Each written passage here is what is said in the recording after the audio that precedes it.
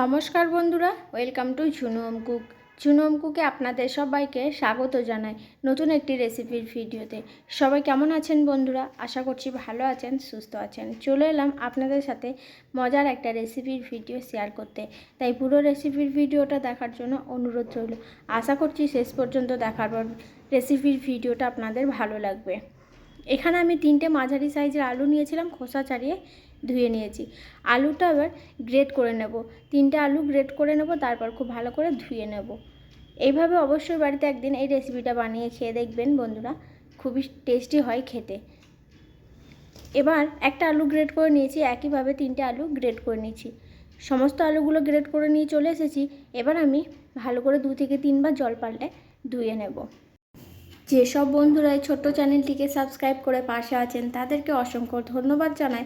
তার সাথে সাথে নতুন বন্ধু যারা আছেন এখনও চ্যানেলটিকে সাবস্ক্রাইব না করে থাকলে, নতুন নতুন রেসিপির ভিডিও দেখতে চাইলে অবশ্যই চ্যানেলটিকে সাবস্ক্রাইব করে পাশে থাকবেন। এবার গ্রেট করা আলু একটা ছাঁকনির মধ্যে নিয়ে নিলাম। একইভাবে 2 থেকে 3 বার জল পাল্টে ভালো করে ধুয়ে নেব। তারপরে চামচের সাহায্যে আলুর যে জলটা আছে সেটাকে বের করে নিতে হবে। তারপর আমি হাত দিয়ে ভালো করে বের করে নিচ্ছি। আপনারা চাইলে একটা পরিষ্কার কাপড়ের মধ্যে দিয়ে জলটা ঝরিয়ে নিতে পারেন। এখানে একটা থালা নিয়েছি, থালার মধ্যে জল ঝরিয়ে গ্রেট করা আলু নিয়ে নিচ্ছি। ভালো করে আলুতে জলটা ঝরিয়ে নিতে হবে। সমস্ত আলু জল ঝরিয়ে নিয়েছি বন্ধুরা। এবার কিছু গুঁড়ো মশলা অ্যাড করে দিচ্ছি। প্রথমেই দিয়ে দিলাম হলুদের গুঁড়ো, ধনিয়ার গুঁড়ো, তার সাথে দিয়ে দিলাম জিরের গুঁড়ো, আর দিলাম আদা রসুন কাঁচা লঙ্কা বাটা। এখানে আমি 2টো ডিম নিয়েছি, ডিম 2টো দিয়ে দিলাম। তারপর ভালো করে মশলা এবং গ্রেট করা আলু ডিম মিশিয়ে নিতে হবে। এই রেসিপিটা অবশ্যই বাড়িতে একবার বানিয়ে খেয়ে দেখবেন বন্ধুরা, আশা করছি আপনাদের ভালো লাগবে। গ্রেট করা আলু এবং ডিম দিয়ে, আলু ডিম মশলা সব কিছু ভালো করে মিশিয়ে নিয়েছি। সবার শেষে দিয়ে দিলাম লবণ। লবণ দিয়ে একটু হাত দিয়ে মেখে নিচ্ছি। তারপর আমি ভেজে নেব। ভালো করে মেশানো হয়ে গেছে। চলুন তাহলে গ্যাসের চুলার কাছে গিয়ে রান্নাটা শুরু করি।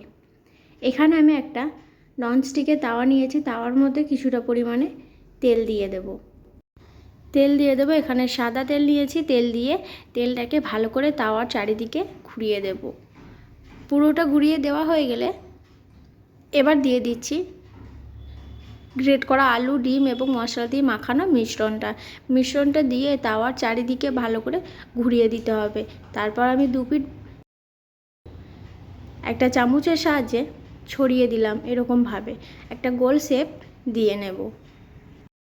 আপনারা চাইলে ডিম এবং আলুর পরিমাণ বাড়িয়ে নিতে পারেন।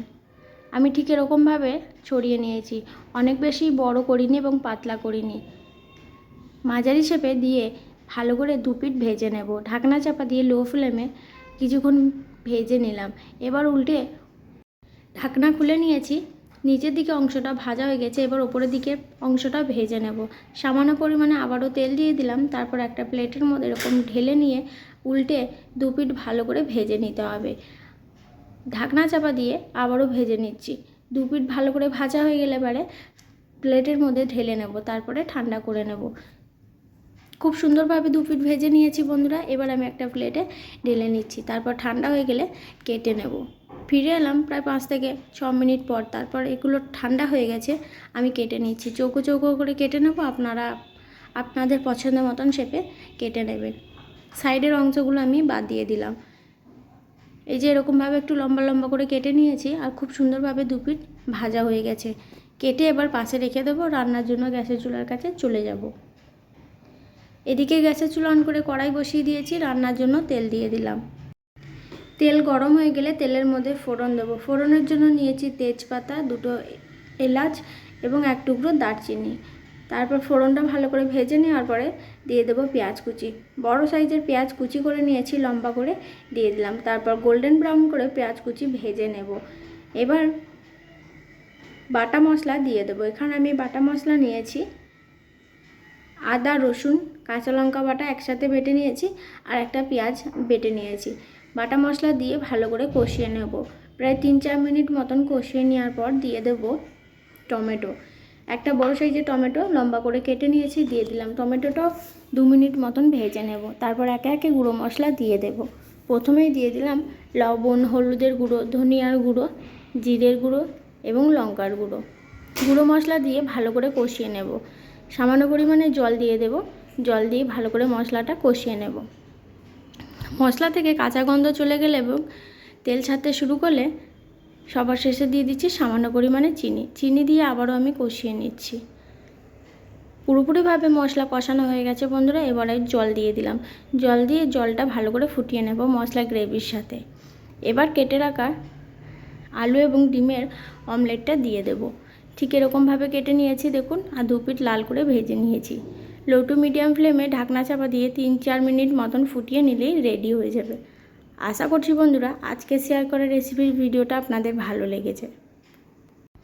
খুন্তির সাহায্যে ভালো করে ডুবিয়ে দিলাম যাতে মশলার গ্রেভি ঢুকে যায় এবং খেতেও দারুণ টেস্টি হয়। এবার একটা ঢাকনা চাপা দিয়ে দিচ্ছি।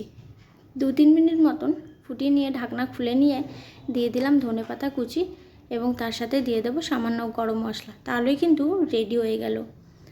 এবার আমি রেসিপিটা একটা প্লেটের মধ্যে তুলে নিচ্ছি। আজকের মতন এখানেই শেষ করছি বন্ধুরা। দেখা হবে পরবর্তী আবার কোনো রেসিপির ভিডিওতে। ততক্ষণ সুস্থ থাকুন, ভালো থাকুন। পুরো রেসিপির ভিডিওটা দেখার জন্য অসংখ্য ধন্যবাদ।